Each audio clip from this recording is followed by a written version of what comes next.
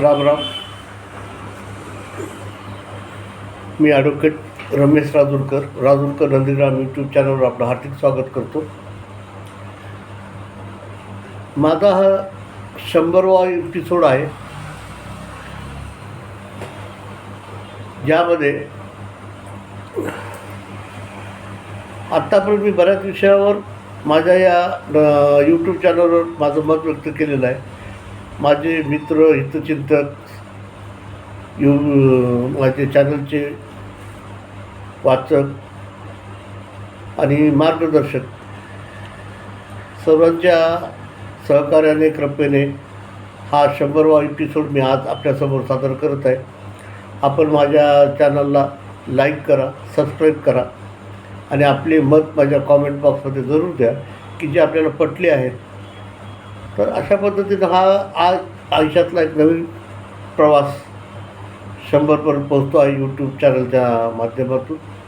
आणि आपलं एक मत व्यक्त करायला एक मला हा प्लॅटफॉर्म मी तयार करून घेतला आहे. मी आजचा विषय जो आहे तो वर्षा ऋतू महोत्सव. निसर्ग देवतासुद्धा खूप कोपलेली आहे माणसावर.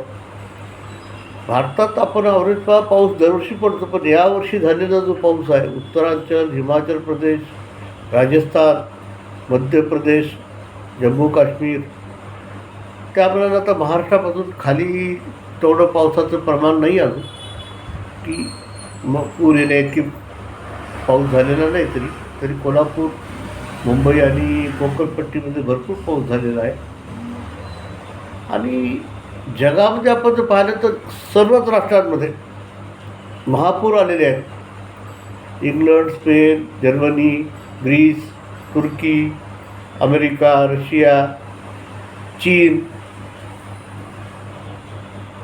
म्हणजे वर्षा ऋतू जो दरवर्षी येतो त्याप्रमाणे भारतामध्ये आपल्या फार मोठ्या प्रमाणावर नुकसान केलेले आहे. त्यात जीवितहानी झालेली आहे, वित्तहानी झालेली आहे. यावर्षी ढगफुटीचे प्रमाण खूप झालेले आहे. उत्तरांचलमध्ये 2 गावं ढगफुटीमध्ये गेलेली, ते गावं संपलेली आहेत. त्यात मनुष्यहानी झालेली आहे आणि मालमत्तेचं तर खूप नुकसान आहे. आता ह्या पावसानंतर जेव्हा सर्वे होऊन अंदाज येईल त्यास आपल्याला कळेल की किती प्रमाणात मालमत्तेचं नुकसान झालेलं आहे. मनुष्यहानी तर खूप झाली. पाकिस्तानमध्ये फार मोठ्या प्रमाणात पूर आलेले आहेत. बरं 1000 एक लोक तिथं वाहून गेलेले आहेत आणि सगळ्या शहरांमध्ये महापूर आला होता. हा वर्षा ऋतूचा जो मोसम आहे दरवर्षी, पण या ग्लोबल वॉर्मिंगमुळं हा प्रकार वाढलेला आहे की पावसाचं प्रमाण वाढलेलं आहे. आपण ज्या वाळवंटामध्ये दुबई, सौदी अरबला कधी पाऊस पडत नव्हता, तिथं पूर येऊन गेलेले आहे. जगाचं कालचक्रामध्ये बराच बदल झालेला आहे आणि अतिरेक होतो असं वाटतं निसर्ग देवतात. आपण मला आजपर्यंत माझ्या यूट्यूब चॅनलला जशी साथ दिली तशीच पुढे द्यावी. आपल्या सर्वांचं सहकार्य, अधिक आशीर्वाद, सदिच्छा माझ्या सोबत आहेत. जय श्रीराम.